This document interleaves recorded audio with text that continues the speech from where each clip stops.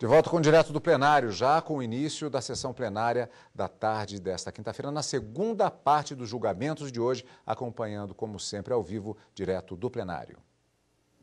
Podemos nos assentar, por favor? Declaro reabertos os trabalhos do plenário do Supremo Tribunal Federal e apregou para julgamento da relatoria do ministro Edson Fachin, ação direta de inconstitucionalidade 5.039, procedente de Rondônia, sendo autor o governador do estado de Rondônia, interessados, Assembleia Legislativa daquele estado, com diversos amici curia. Ministro Fachin, há sustentações orais com a inscrição deferida, razão pela qual, inicialmente, eu confiro a palavra a Vossa Excelência para o relatório e, na sequência, ouviremos as partes. Senhora Presidente, muito obrigado. Eu faço um relato, senhora Presidente, à guisa da síntese do que versa esta ação direta em constitucionalidade 5.039, que restou proposta pelo governador do estado de Rondônia, a fim de propiciar que tenhamos a oportunidade de auscultar as contribuições que certamente decorrerão das respectivas sustentações orais. Estou, portanto, dizendo de maneira sumariada que a norma impugnada diz respeito aos artigos 45, parágrafo 12, 91A, parágrafos 1º, 3º, 4º, 5º e 6º, da Lei Complementar Rondoniense 432/2008, com a redação que a ela restou conferida pela Lei Complementar 672 de 2012. A afronta alegada diz respeito, segundo suscita a pretensão inicial, diz respeito aos artigos 22, inciso 23º, 24, inciso 12º e parágrafo 1º, 39, parágrafo 1º e seus incisos 40 caput, parágrafo 4º e 20, artigo 195, parágrafo 5º e, finalmente, artigo 201 da Constituição Federal. No relatório, senhora Presidente, e tomo a liberdade de não fazer leitura, reproduzo todos esses dispositivos questionados com a redação que é dada a partir do que já mencionei, do artigo 45 e os seguintes. O que afirma-se na petição inicial é que tais dispositivos, portanto, teriam causado ferimento à norma constitucional, uma vez que competiria à União legislar sobre normas gerais acerca do tema atinente à Previdência Social, competência que foi exercida por meio de legislação federal e da respectiva portaria ministerial, que ditaram parâmetros e diretrizes gerais para a organização e funcionamento dos regimes próprios de previdência social dos servidores públicos, ocupantes de cargos efetivos da União, dos Estados, do Distrito Federal e dos municípios. Aduz ainda que, com o advento de duas emendas constitucionais, 41 e 47, a primeira de 2003 e a segunda de 2005, os direitos à paridade, integralidade e proventos de aposentadoria deixaram de ser garantia constitucional dos servidores e, a partir de então, os proventos respectivos teriam seu cálculo amparado no princípio contributivo, apto a reger o regime próprio da Previdência Social dos servidores. Há outras afirmações, nomeadamente, reproduzo aqui também a asserção constante da pretensão inicial, segundo a qual a aposentadoria do policial civil está prevista na Lei Complementar 51, a qual foi recepcionada pela Constituição Federal de 88 e supre a previsão constitucional do parágrafo 4º, artigo 40, nos termos da jurisprudência deste tribunal.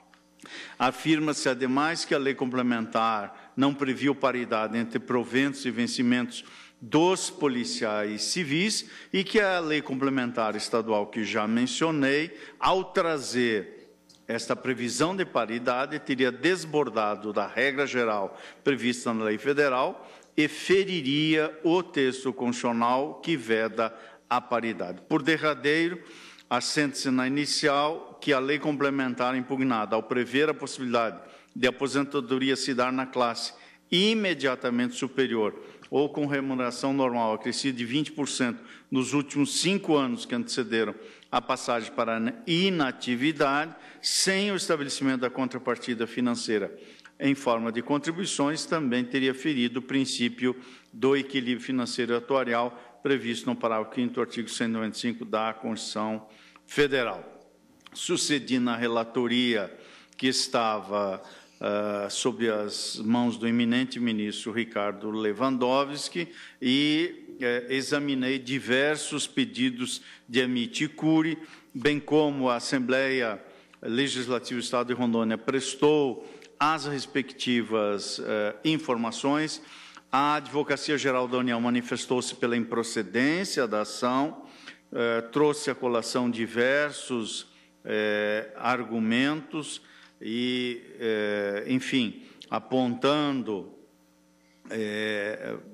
o posicionamento da AGU sobre a incidência das leis 9717 e 10.887 acerca das normas gerais sobre o regime próprio da Previdência dos servidores civis, inclusive dos estados, e conclui nos seus argumentos, a Advocacia Geral da União, que o pagamento dos benefícios previdenciários aos policiais civis em valor superior à remuneração será possível se o servidor efetuar o aporte dos recursos necessários ao respectivo Instituto de Previdência. Pois bem, há uma informação também nos autos que aqui faço um sumário sobre a declinação que fez o governador do Estado de Rondônia acerca do posicionamento do Instituto de Servidores Públicos do Estado, que não vem concedendo aos policiais civis o percentual de 20% ou a remuneração da classe imediatamente superior, quando dá concessão da aposentadoria. A Procuradoria-Geral da República manifestou-se pela parcial procedência da presente ação em manifestação que, por evidente, está nos autos e aqui indico sumariamente. Solicitei informações sobre a vigência dos dispositivos impugnados e assentou-se a plena vigência.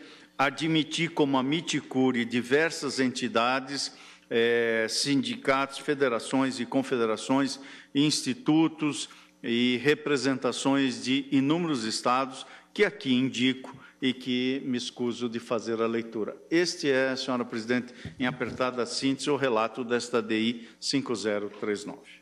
Agradeço a Vossa Excelência e convido a falar pela Câmara Técnica do Colégio Nacional de Procuradores Gerais do Estado e do Distrito Federal, a doutora Aline Frari, procuradora do Estado, que tem até 15 minutos para se pronunciar e está com a palavra. Obrigada.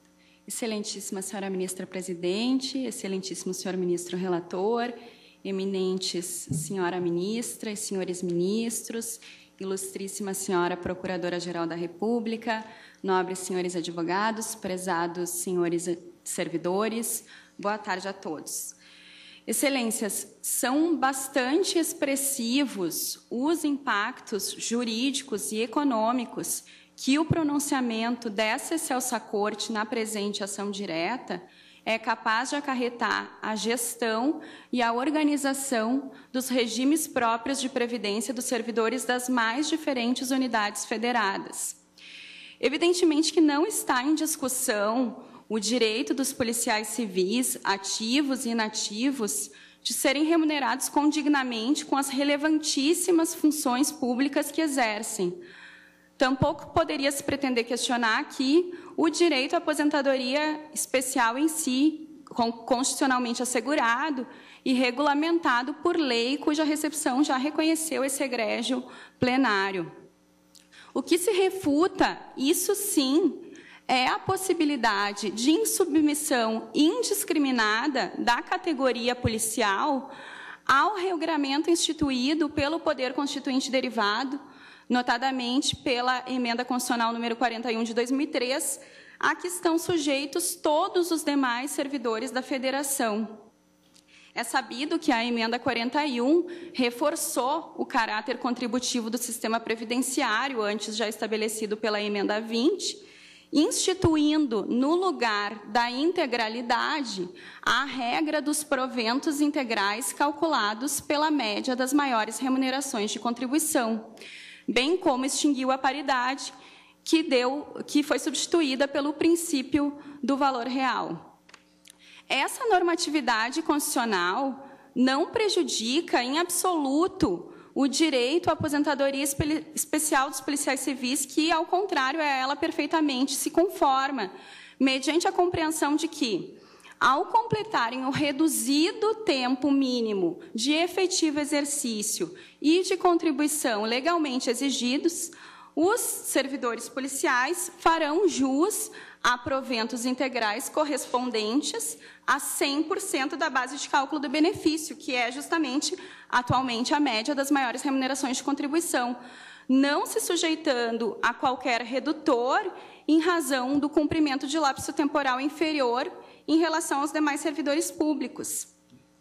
Nesse contexto, com a devida vênia, entende-se inadmissível que normas infraconstitucionais restabeleçam regras de cálculo dos proventos previdenciários validamente arredados do corpo permanente da lei maior.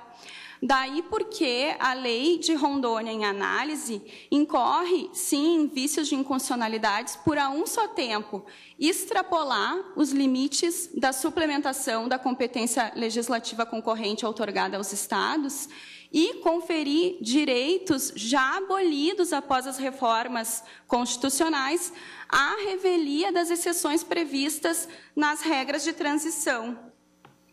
Relativamente à competência para disciplinar o regime previdenciário, essa excelsa Corte, no julgamento do tema 727 da repercussão geral, assentou que a omissão concernente à edição da lei complementar prevista no artigo 40, parágrafo 4º, deve ser imputada ao Presidente da República e ao Congresso Nacional, reconhecendo-se assim que a matéria relativa à aposentadoria especial deve ser tratada de maneira uniforme, mediante lei de caráter nacional, o que implica a impossibilidade de adoção de regras diferenciadas por cada unidade federada.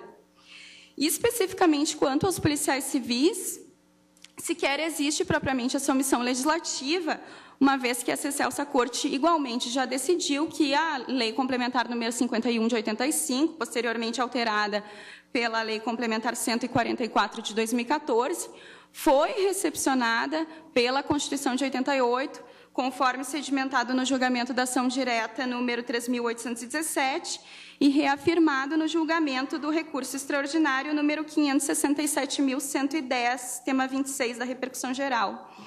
É importante registrar que, diferentemente do que sustentam alguns sindicatos, em nenhum desses precedentes se debateu ou decidiu acerca do alcance do termo proventos integrais, o qual, como já dito, não tem o condão de afastar o regramento instituído pela emenda 41. E nem poderia ser diferente, visto que a ressalva contida no parágrafo 4º do artigo 40 apenas autoriza a edição de legislação com requisitos e critérios diferenciados para a concessão do benefício, nada dispondo quanto à forma de cálculo dos proventos.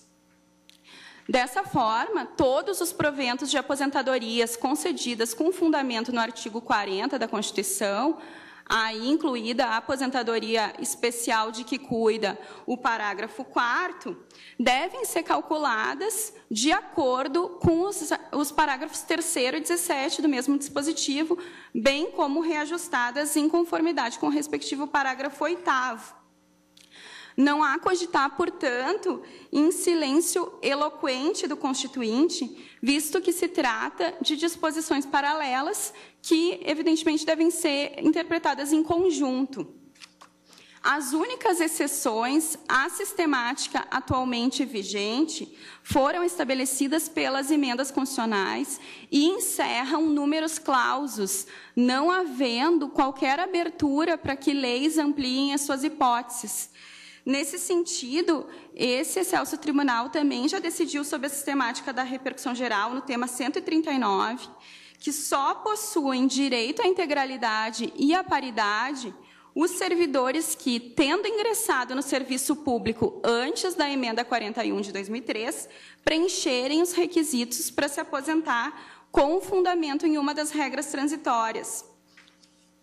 E, na hipótese, como bem destacado pelo então Procurador-Geral da República no parecer proferido nesses autos, a norma em análise sequer intenta constituir eventual regra transitória destinada a assegurar algum direito adquirido, mas sim concede o direito à paridade e à integralidade de forma indiscriminada e incondicionada à data do ingresso no serviço público e à data da concessão do benefício. Vejam, excelências, que a vingar o entendimento da validade da norma em análise, também as disposições dos parágrafos 14, 15 e 16 do artigo 40, que tratam das condições para a aplicação do teto do regime, dos benefícios do regime geral aos benefícios do regime próprio, restariam sem aplicação apenas a categoria dos policiais civis, inviabilizando a inclusão desses servidores no novo regime de previdência complementar, o que, evidentemente, comprometeria de forma severa a viabilidade e o equilíbrio financeiro e atuarial do sistema. Em conclusão, tem-se por induvidosas as violações constitucionais perpetradas pela Lei de Rondônia, que tem o potencial de provocar verdadeiro efeito cascata nos demais regimes previdenciários próprios, cuja sustentabilidade financeira resulta justamente do respeito ao seu caráter contributivo e solidário e da vigência de normas gerais de observância obrigatória por toda a Federação. Diante do exposto, pugna-se pela integral procedência da presente ação direta. Muito obrigada. Agradeço a Vossa Excelência. Convido o doutor Lucas Leite Alves, procurador do Estado de São Paulo, que também tem até 15 minutos para se pronunciar e está com a palavra. Muito obrigado, excelentíssima ministra-presidente do Supremo Tribunal Federal, excelentíssimo ministro relator, a quem agradeço por ter deferido a participação da São Paulo Previdência como amigo seguro, e todos os outros ministros e todos que estão aqui presentes. Depois de ouvir a colega que me antecedeu, eu fiquei pensando o que é que me restou a falar aqui perante o Supremo Tribunal Federal. A questão principal, portanto, que a gente tem, e eu acho que isso ficou bem explícito pela colega Aline, é que nós temos uma lei complementar estadual que dispôs de forma contrária ao que previsto na Constituição pela emenda 41 de 2003. Então, essa é a questão principal. Essa lei complementar estadual, Lei 432, ela estabeleceu como metodologias de cálculo do benefício de aposentadoria especial a regra da integralidade e algo que eu chamei aqui de superintegralidade, né, que é essa possibilidade do servidor se aposentar ganhando até mais do que ele ganhava na ativa, e a adoção de um regime de reajustamento, que é o regime da paridade, né, que foi revogado pela emenda 41. Ao ver da São Paulo Previdência, e essa é uma causa que nos atinge diariamente, nós temos, eu trabalho no núcleo previdenciário, eu tenho na minha banca 2.500 a 3.000 processos. 1.000 é para discutir exatamente qual a regra de cálculo e reajuste das aposentadorias especiais de policial civil ali no âmbito do Estado de São Paulo. Então, isso é uma causa, pelo menos na minha banca, isso se estende por todo o Estado, a gente tem mais de 10.000 ações somente para discutir essa questão jurídica. Então, não tem muitas dúvidas de que ela é relevante. Então, o ponto é, a São Paulo Previdência ela defende que aplicar integralidade e paridade para o cálculo e reajuste de benefícios de aposentadoria especial de policial civil é uma completa violação ao princípio da contributividade, previsto no caput do artigo 40, e também a regra da média das remunerações do parágrafo 3º do artigo 40, a regra da preservação do valor real do benefício, do parágrafo 8º, e a regra do teto, prevista no artigo 40, parágrafo 2º, né, que se diz que você deve limitar ali o valor, quando você calcula a média, você limita ao valor que o servidor recebe em sua última remuneração, né? Se permitirmos, por exemplo, a superintegralidade do Estado de Rondônia, a gente vai estar permitindo, então, a superação do teto do parágrafo 2º. O argumento que os policiais civis trazem, ele é um argumento conhecido, né? Lá, nossa, a gente lida com ele todos os dias, que é o de que o artigo 40, parágrafo 4º, prevê a possibilidade de lei complementar definir requisitos e critérios diferenciados de concessão de aposentadoria. Quando a gente vai responder a maior parte dessas demandas, a gente explica, olha, concessão de aposentadoria não significa a possibilidade de os proventos serem calculados de forma diferenciada. Quando a gente fala em requisitos e critérios de concessão, nós estamos falando de fatos jurídicos que dão ensejo à aquisição do direito ao benefício de aposentadoria. E nesta Suprema Corte, a gente tem 2 julgados de relatoria da ministra Carmen Lúcia, que são bastante elucidativos em relação especificamente aos policiais civis. Eu me refiro aqui ao RS 567-110, que é o tema 26 do Acre, e a ação direta de inconstitucionalidade por omissão 28, também do Estado de São Paulo. Nesses 2 precedentes, o que é que se definiu? Que para efeitos de concessão do benefício de aposentadoria especial, se deve adotar a Lei Complementar Federal 51 de 85, que prevê lá o policial civil preenche 30 anos de tempo de contribuição e 20 de atividade policial se for homem, e a mulher 25 anos de contribuição e 15 de atividade policial se mulher. Se mulher não, 15 de atividade policial, né? A mulher nesse caso. Então, nessas hipóteses, né, preenchendo esses requisitos e critérios diferenciados, o policial adquire o direito à aposentadoria. O ponto que nós estamos discutindo aqui não é a aplicação dessa lei, como veio trazido pela maior parte das manifestações dos policiais civis que constam aqui na ação direta. O ponto é, como é que eu calculo esse benefício? Como é que eu reajusto esse benefício? E eu vejo, eu encaro essa lei, e me permitam até utilizar uma palavra um pouco, talvez pesada, eu vejo essa lei como uma tentativa de fraudar o intuito do legislador da emenda 41, quando ele previu essa mudança na metodologia de cálculo e reajuste das aposentadorias do serviço público, de todo o funcionalismo público, né? Se formos analisar a exposição de motivos da emenda 41, está lá. O desiderato do legislador constituinte derivado em alterar este modelo de cálculo e de reajuste justamente por ver que ele não é compatível com um sistema, com um regime previdenciário rígido e que se sustente com base em contribuições previdenciárias. Então, existe essa lei, ela foi criada, aparentemente, para burlar essa regra. Eu também vejo um risco aqui de fraude ao entendimento do próprio Supremo Tribunal Federal no tema 139, né, o recurso extraordinário de relatoria do ministro Ricardo Lewandowski. Naquele precedente, se avaliou como se deve calcular e reajustar as aposentadorias dos servidores públicos que entraram antes da emenda 41 e vão preencher os requisitos de aposentação depois dela. Então, se definiu ali que o servidor, para ter direito à integralidade e paridade, ele teria que preencher as regras de transição. O que é que essa lei complementar estadual faz? Ela diz, não, para os policiais civis, há integralidade e paridade. Basta que eles preencham esses requisitos da aposentadoria especial. Então, a gente vê aí um mecanismo para tentar manter em vigor uma regra de cálculo e de reajuste que foi afastada pelo Congresso Nacional quando da aprovação da emenda 41 de 2003. Outro ponto que reforça esse argumento foi a decisão tomada no recurso extraordinário 924-456 do Rio de Janeiro, de relatoria do ministro Alexandre de Moraes, em que se definiu o que é que se pode entender como proventos integrais. O que são proventos integrais? São aqueles proventos que correspondem à média das remunerações. Se chegou a essa interpretação justamente por se entender que o parágrafo 3º incide como norma para efeitos de cálculo dos proventos dos servidores públicos após a emenda 41.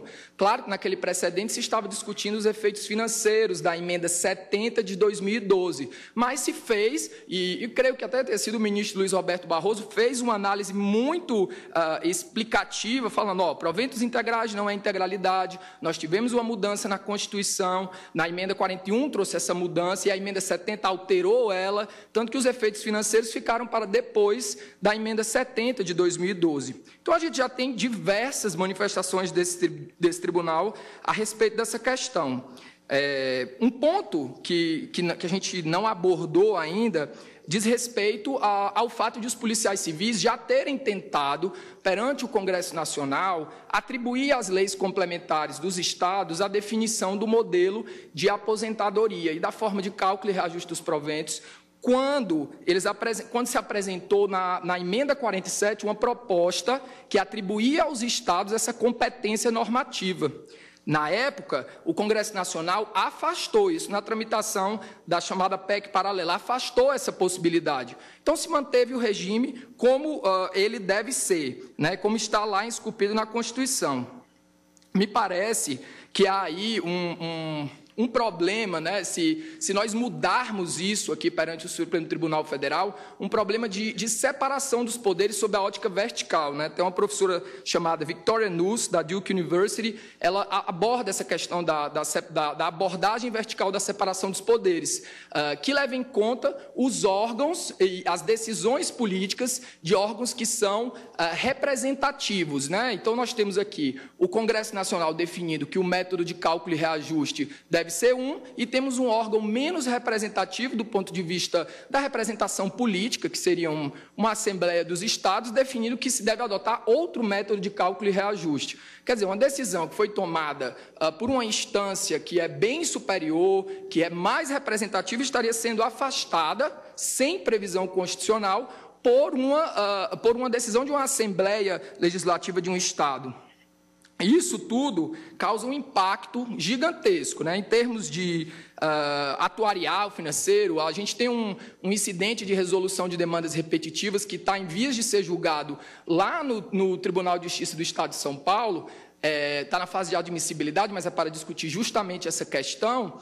Eu pedi que fosse feito uma análise do impacto disso para o Estado, era de cerca de 7 bilhões de reais somente para os policiais civis de hoje. Então, se entrarem novos policiais e vierem pleitear integralidade e paridade, mais seus pensionistas, a gente não sabe como é que isso vai terminar, né? Nós já temos um problema seríssimo aqui com a Previdência Pública. Então, me parece que deva haver assim, um olhar bem detido a respeito dessa questão, porque o impacto é gigantesco. Então, a São Paulo Previdência requer que seja decretada a inconstitucionalidade dessa lei, se possível, fazer constar na emenda uma orientação sobre a forma de cálculo desses benefícios, sobre a forma de reajuste, porque isso orienta as instâncias ordinárias, né? Geralmente fica mais fácil da gente trabalhar. Então, esse é o pedido que a São Paulo Previdência faz, espero ter contribuído e muito obrigado pela atenção de todos.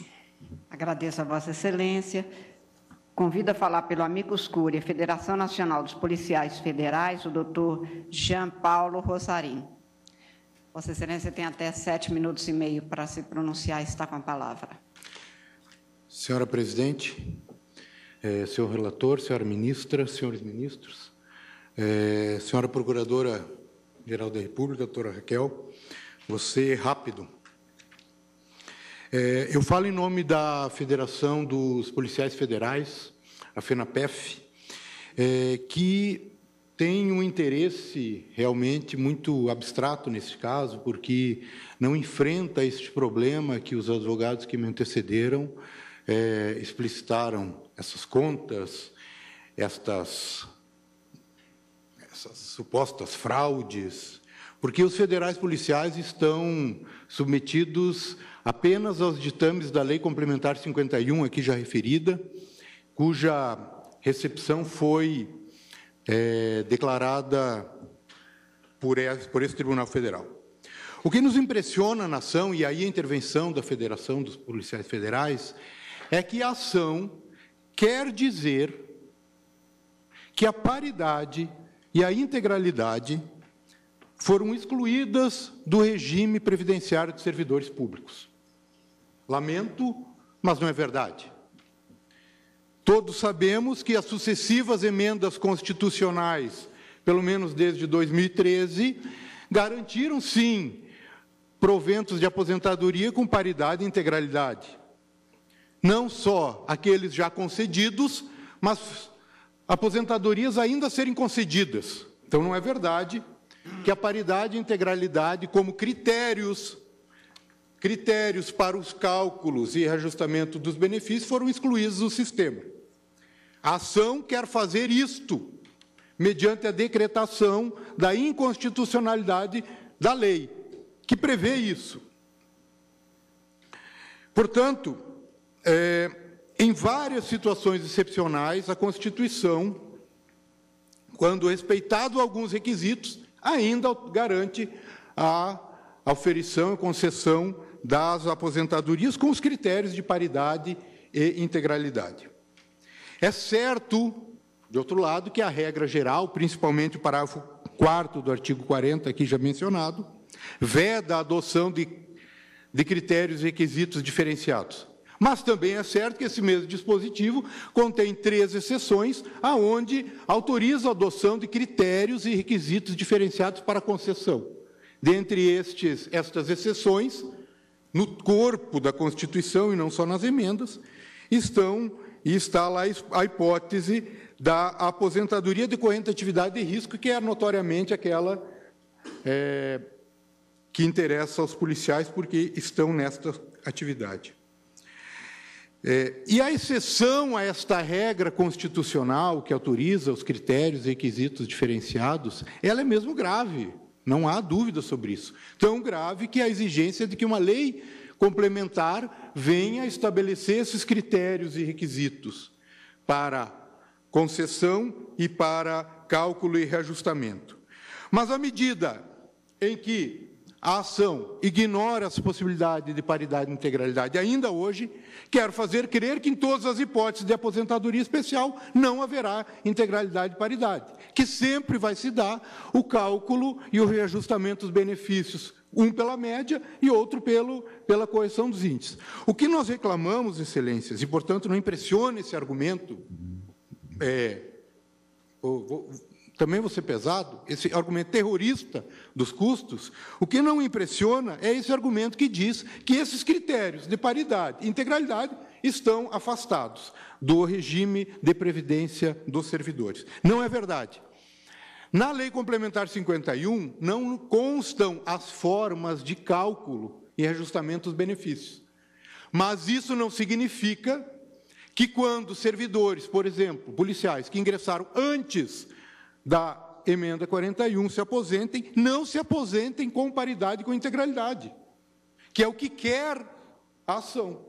A ação quer que, em todas as hipóteses, seja afastada a paridade e integralidade, o que a Federação dos Policiais Federais não admite. Então, a Federação pugna pela rejeição da ação, pela improcedência, mas, sucessivamente, se julgar procedente, senhor ministro Fachin, que se faça uma interpretação conforme esses dispositivos da lei questionada, para se garantir que o reajustamento, que os critérios de concessão, reajustamento e cálculo se deem conforme os ditames constitucionais, garantido, inclusive, para aqueles policiais que ingressaram antes de 2003, a paridade e a integralidade, porque ela ainda persiste no sistema constitucional do regime de previdência de servidores. Esta é a manifestação da Federação. Agradeço a paciência em ouvir esse enfadonho advogado. Agradeço a Vossa Excelência. Convido a falar pela Associação dos Delegados de Polícia do Estado de São Paulo, o doutor Antônio Ruli Neto. Vossa Excelência tem até 7 minutos e meio para se pronunciar. Tem a palavra. Excelentíssima senhora presidente, ministra Carmen Lúcia, excelentíssimo senhor ministro relator, Edson Fachin, excelentíssimos senhores ministros, ilustríssima senhora Procuradora-Geral da República, nobres colegas e servidores deste tribunal. A Associação dos Delegados do Estado de São Paulo, da mesma forma que falou o colega que me precedeu, não quer que esta ação exclua, porque não foi esse, ou não foi essa, não, isso nunca aconteceu no sistema, não quer que exclua os critérios de integralidade e paridade, em especial para os policiais civis e para os delegados de polícia. Essa exceção que se faz, se é que há uma exceção, ela está contida no parágrafo 4º do artigo 40 da Constituição. É efetivamente um trabalho de risco. O policial, o delegado, não apenas exerce uma atividade de risco, mas vive no risco. Vive um dano existencial atualmente.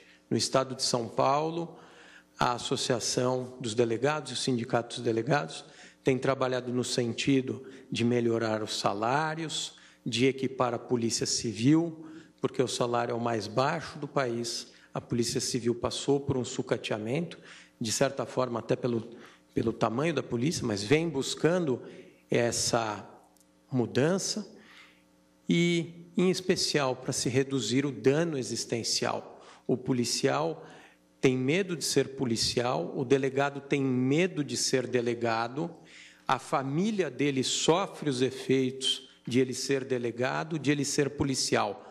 A família tem medo e é por isso que no artigo 40, parágrafo 4º, se fez essa exceção, o risco da atividade. Excelências, então, reiterando o que o colega disse, o nosso pedido é pelo improvimento, levando em conta que segurança pública é, sim, um direito fundamental e não se pode desvalorizar, e nem é esse o caráter do discurso, a Polícia Civil e nem o delegado de Polícia Civil. Mas é preciso que se estabeleçam esses critérios. Integralidade, não existe integralidade da média ou superintegralidade. Ou é integralidade ou não é integralidade. Paridade da mesma forma. Então, ao menos o que se pede é que sejam reconhecidos o direito à paridade e à integralidade aos ingressantes antes da Emenda Constitucional 20 ou da Emenda Constitucional 41 de 2003, por haver, obviamente, uma justa expectativa daqueles que ingressaram no cargo de delegado de polícia, no nosso caso. Muito obrigado, Excelências. Agradeço a Vossa Excelência. Convido o doutor Fernando Calazans a se pronunciar como amicus curiae pelo Sindicato dos Delegados de Polícia de Minas Gerais. Vossa Excelência tem até 7 minutos e meio, está com a palavra. Excelentíssima ministra Carmen Lúcia, presidente desta excelsa corte, excelentíssimo ministro relator Edson Fachin, excelentíssimos ministros, ilustríssima procuradora-geral, senhores advogados, senhores servidores. O autor da ação pretende declarar a inconstitucionalidade da lei rondoniana ao argumento de que ela teria violado o artigo 24, que garantiria uma competência da União. Teria violado o caput do artigo 40 e 201, o argumento de que teria ferido o princípio do caráter contributivo e do equilíbrio territorial. E o parágrafo 5º do artigo 195, que é o princípio da pré-existência da fonte de custeio na Seguridade Social.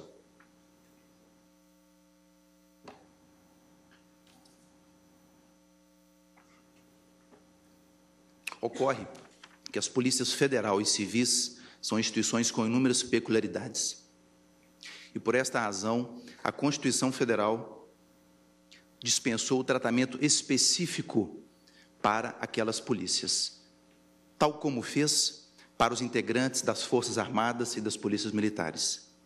Tanto é que no artigo 24, que trata da legislação, da competência legislativa concorrente, previu a possibilidade de estabelecer um regime funcional específico para os policiais civis, no artigo 24, inciso 16, e um regime previdenciário específico previsto no artigo 24, inciso 12, combinado com o artigo 40, parágrafo 4º, inciso 2.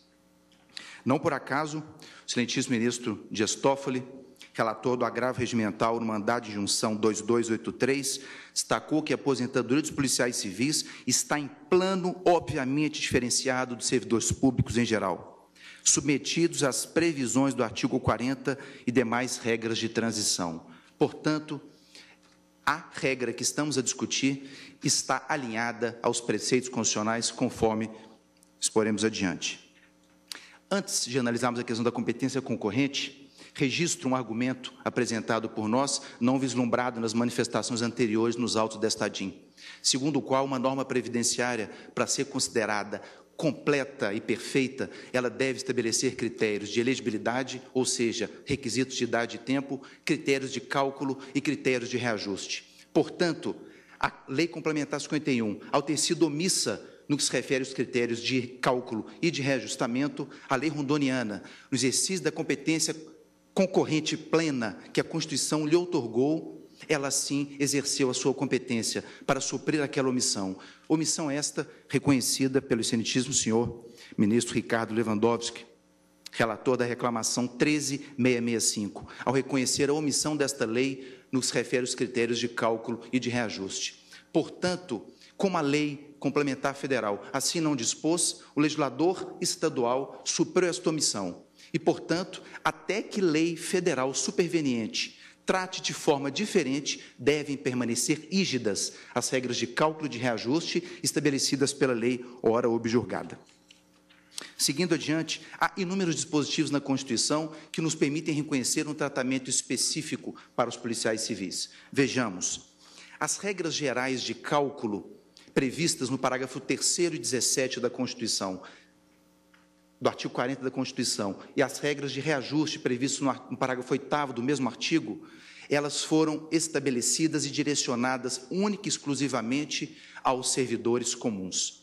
E esta interpretação nos permite ser feita mediante uma análise do que dispôs o parágrafo 1º do artigo 40, que eu me permito lê-lo. Parágrafo 1º. Os servidores abrangidos pelo regime de previdência de que trata este artigo serão aposentados. Grifei. Calculados seus proventos a partir dos valores fixados na forma dos parágrafos 3º e 17. E se fizermos uma leitura do parágrafo 4º, ele não fez menção às regras gerais de cálculo previstas no parágrafo 3º e 17. Portanto, o legislador constitucional, num clarividente silêncio eloquente, não pretendeu direcionar as regras gerais de cálculo para os servidores policiais, cujo regramento previdenciário foi estabelecido no parágrafo 4º, remetido a uma lei complementar. Da mesma forma, a regra geral de reajuste também não se aplica, senhores. O parágrafo 8º do artigo 40 foi regulamentado pelo artigo 15 da Lei 1887. E se os senhores fizerem uma leitura, e aqui eu me permito não lê-lo, para não perder o meu preciosíssimo tempo, lá ele faz menção apenas a quem se aposentou pelo artigo 1º daquela lei. E quem se aposentou pelo artigo 1º daquela lei? Aqueles que se aposentaram pela regra da média. Portanto, a regra geral de reajuste da Constituição também não se aplica aos servidores policiais. Também a interpretação sistemática do parágrafo 4º e 5º da Constituição, do artigo 40 da Constituição, nos permite defender esta tese. Vejamos, o parágrafo 4º, quando trata da aposentadoria dos policiais civis, ele faz menção a requisitos e critérios diferenciados.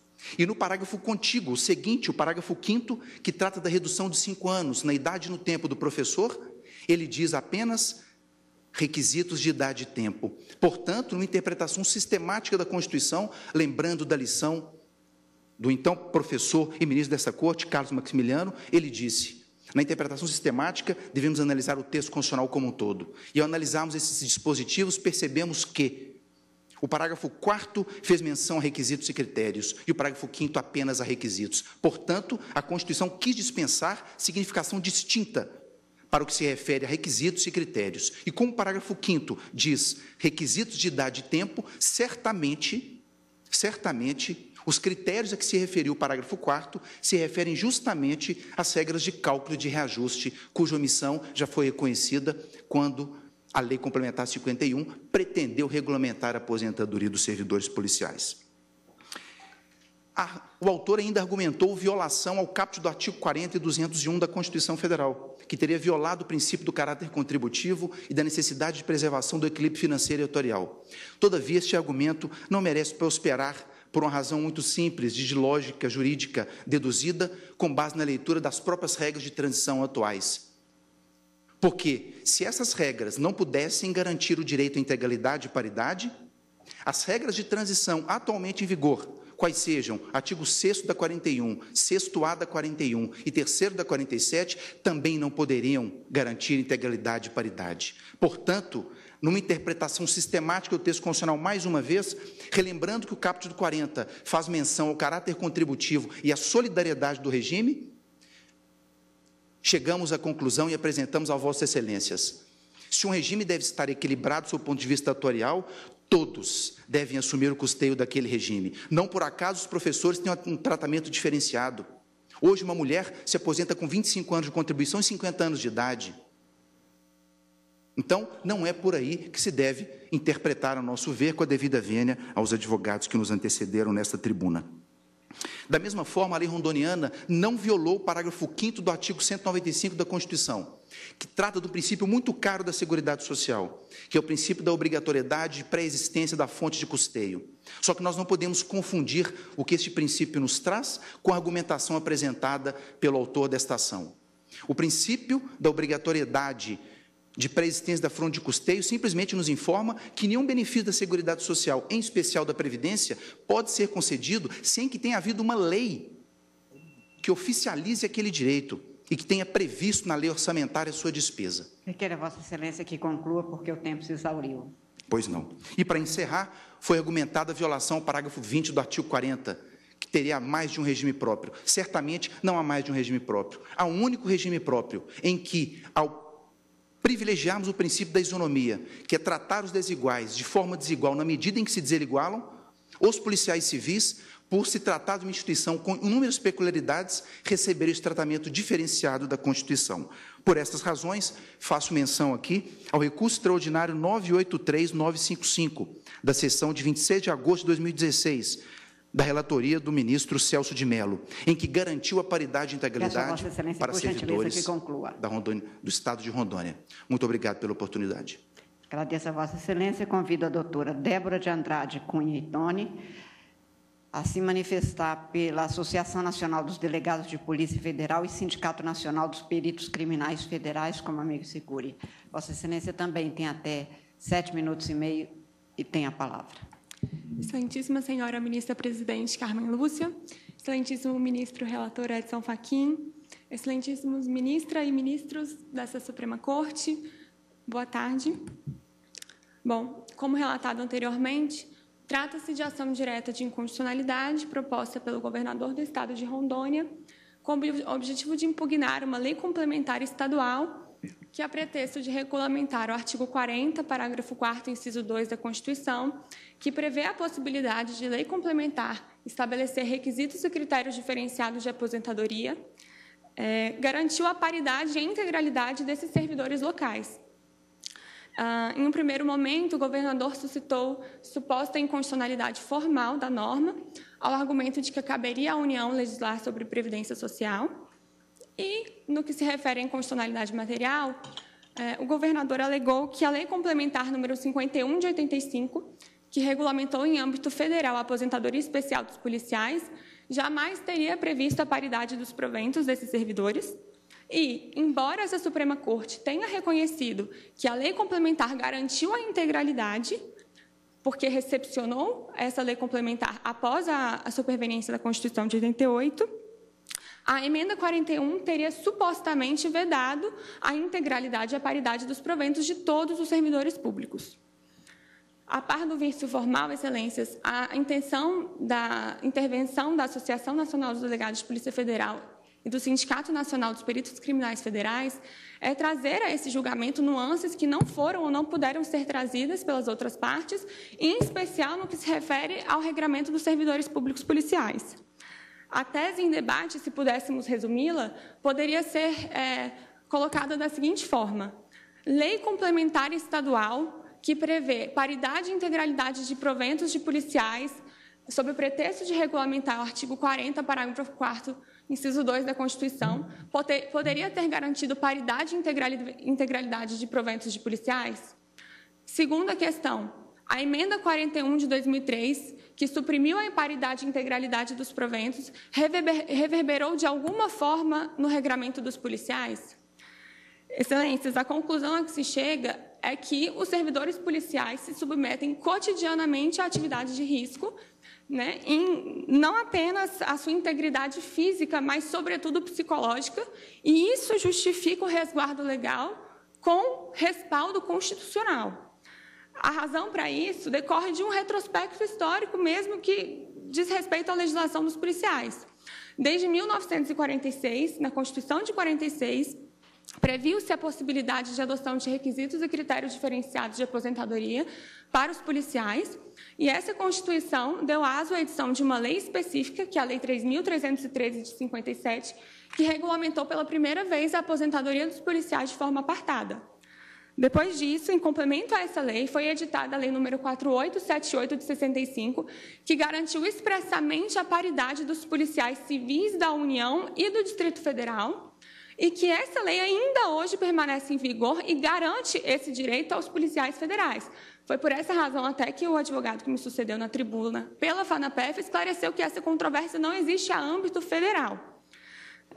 Com o advento da Constituição de 67 e da Emenda Constitucional número 1 de 69, passou-se a exigir não apenas lei ordinária, mas lei complementar específica para regulamentar a aposentadoria especial. Foi, então, editada a Lei Complementar 51 de 85, muito falada na tribuna hoje, que trouxe alguns outros requisitos, além da paridade, para a concessão de aposentadoria especial aos policiais, no que se insere a integralidade.